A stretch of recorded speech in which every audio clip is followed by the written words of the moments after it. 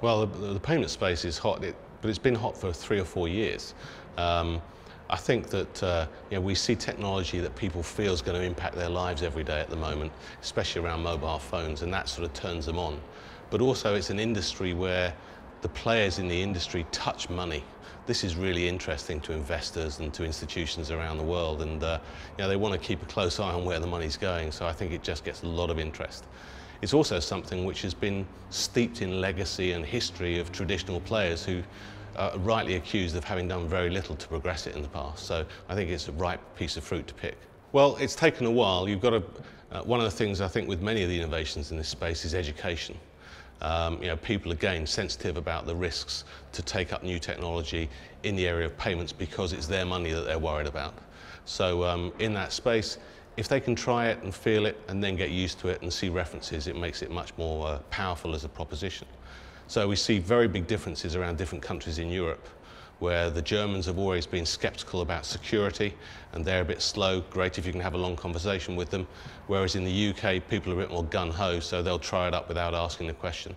And when you communicate, as we do a lot of the time online, rather than in face-to-face meetings, you need something that's really simple for them to understand. So we've recently changed our own proposition to remove the price of the card reader, reduce it to 0.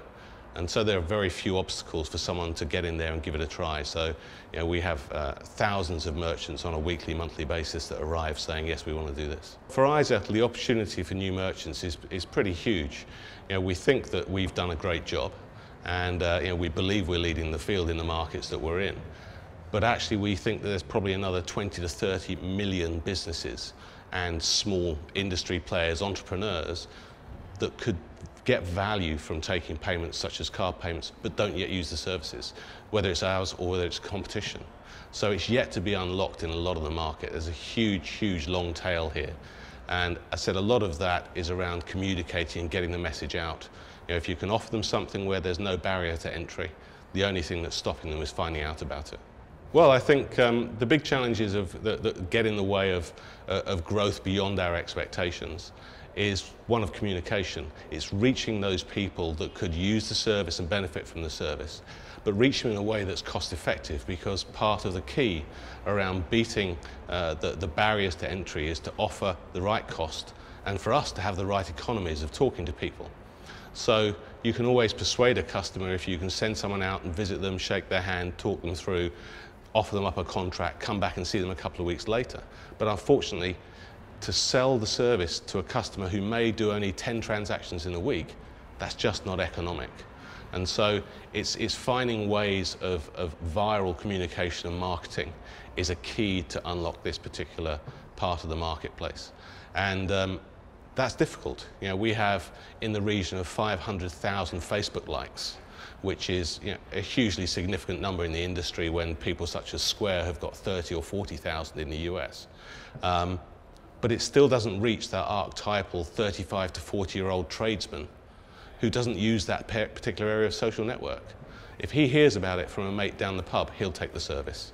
Unfortunately, we can't keep sending mates down the pub, so that's the biggest barrier to getting this to explode even further than we hoped it would be. Well, I think we're going to see the mobile payment space shape up quite significantly this year in a couple of areas. One side, which iZettle is involved, is in the acceptance space. And in that space, I think what we're going to see is that the type of technology that we and our competitors offer is going to migrate its way up the size of merchant in the industry towards some of the big names and the big brands. We have numerous inquiries from large brand retailers who want to bring in this sort of a solution for the customer experience more than anything else. And so I think we'll see that realize itself in a number of places. And that's going to help the whole industry, including the long tail of small businesses, because it gives a platform to show the capability and then to also make sure that people understand it's available for them. So in acceptance, I think that's the big thing for this year. It's going to be sticking their head up above the parapet. In the consumer side of mobile payments, I think that maybe this year, but much more likely next year, we're going to see the likes of contactless along with mobile really kick off. I think that if you're in London, you have a false sense of dynamism around contactless because of the applications in travel. You step outside, even in the UK, it doesn't have anything like the same profile. And so with the introduction of contactless terminals, which the card schemes have mandated for most of Europe for next year, I think you're going to see this repeated in multiple cities around Europe. And I think that's going to be where the real change will be felt and seen. Hottest trend in payments that I would see is people looking at a freemium offering. So where a number of companies have tried to say, we will offer payments and you don't have to pay for it. And they will have an income off the back.